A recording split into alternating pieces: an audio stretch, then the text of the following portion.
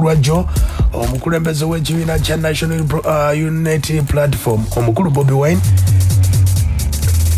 yakubiddwa ekintu ekyateebeziddwa okubeera nga kyabadde ng'essasi. Poliisi neevaayo neetegeeza nga weesobodde okuba ate ng'etegeeza nti omukulu Bobi Wine ono obuzibu bwe yafunye yabadde ayingira emmotoka n'afuna ekimukoona mu mbeera eyo olunaku olwajjo.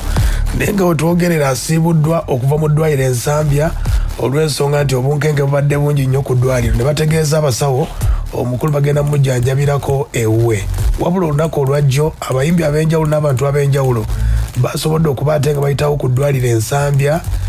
Bangi baatubuulidde abayimbi ab'enjawulo kwabadde Big Eye, King Sir n'abalala bangi nnyo babadde bangi olw'ensonga nti obunkenge bubadde bungi nnyo kwe kubanga bamusibudde olunaku olwaleero.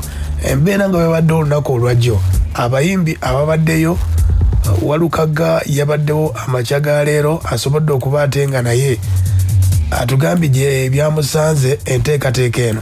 Gansanze ndi mu bidongo byange ekyago gye bayitayo siwala nnyo abokunje gye bali agyebagamanga nti bali abantu era singa gadde gansanze wano naalibadde nazze nagategeera ngenda okusaaka essimu nadde kumuddemu saawa nga emu nga lwengalaba asi asobola kuvaayo nina kumala kola show ate shona gibaze saawa nga 10 kati nezijja ku makya nga bukya ate ntusoose ku University of St. Lawrence awo maze okusomayo ku makya kati kujja wano so gye gansanze naye tegampisiza bulungi vumirira ekikolwa ekyo. Ye mukulu oyo omukulu Matias Walukaga. Abayimbi King Sir ne Nina Rose nabo bakeddeyo batubulidde embeera nga bwebadde. Embeera tukyagisabira kubanga balina fragments balina omujjamu ez'amayingi so tukyali kweyembeera abasawo bakyakola ogwako akyali down.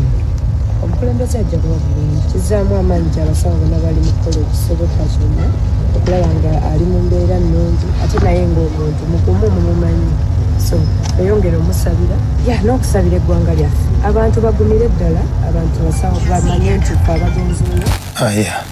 Ye Nina Rose ne King Sir. Omukulu omuloodi w'e Kampala Elias Lukwago yeebazizza abasawo abakoze ku mbeera nga yakatuuka. Ekintu kye baakubye kye tutannamanya fragments obupapajjo obwo ne buyingira mu nnyama era ekirungi nti kaakati batukakasiza n'abasawo nti tebwagenze mu magumba era basobodde okugenda nga babunojjolamu. Twebaza abasawo mulimu gwe bakoze era twebaza n'Omukama Katonda eyataasiza kubanga ekintu ekyo kyonna kye kiri singa kyayabikidde ku bitundu bya waggulu eno fragments ne bugenda oba ku mutima kibumba kataago oba n'okwabikira ku mutwe ndowooza sitole yalibadde endala olwaleero naye ekirungi nti ali mu mbeera gy'ogamba nti Mukama yatutaasizza so twebaza nese kwebaza abasawo mulimu gwe bakoze wamu n'Omukama Katonda okutaasa obulamu bwe.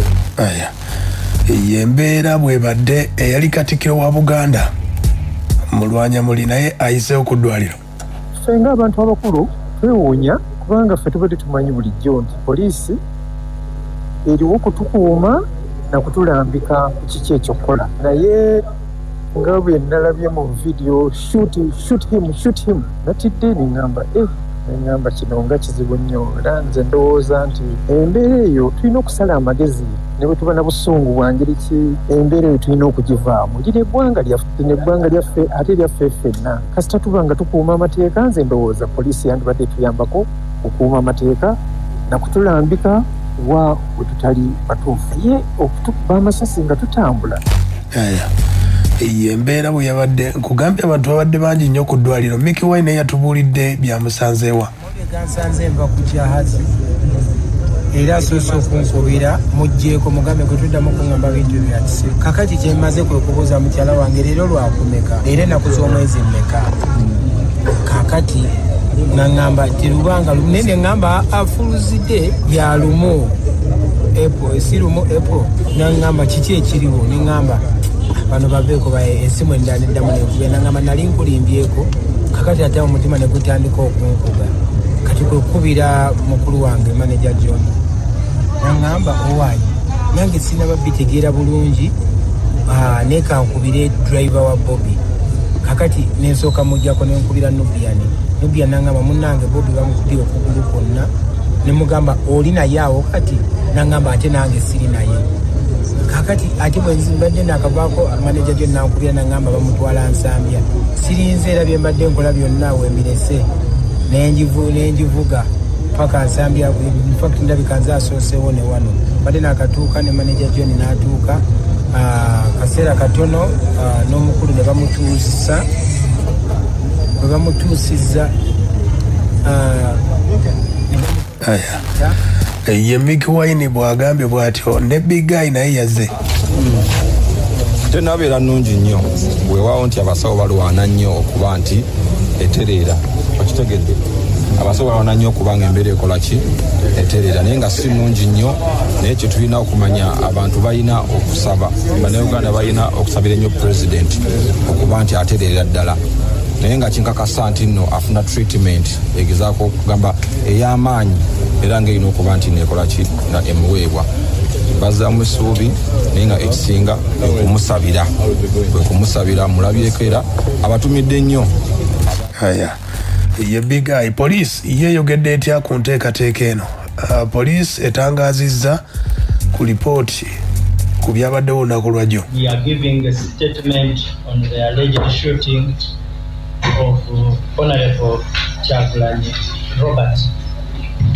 Yesterday, an incident took place in Bulindo, Kira Division of this district, during which Honorable Kyagulanyi sustained injuries in a confrontation with Uganda police. We are informed that Honorable Kyagulanyi was invited by a lawyer, Mr. George Musisi, to a Thanksgiving ceremony in the same area, Bulindo, where he participated in the celebration and that celebration ended peacefully. After departure, police on the scene reported that Honorable Kyagulanyi and his team exited their vehicles and initiated a procession to Bulindo town. However, that police advised against that action. That despite the warning, he insisted on proceeding and blocking the road, leading to police intervention to stop the procession. During the ensuing altercation, it appears he sustained injuries.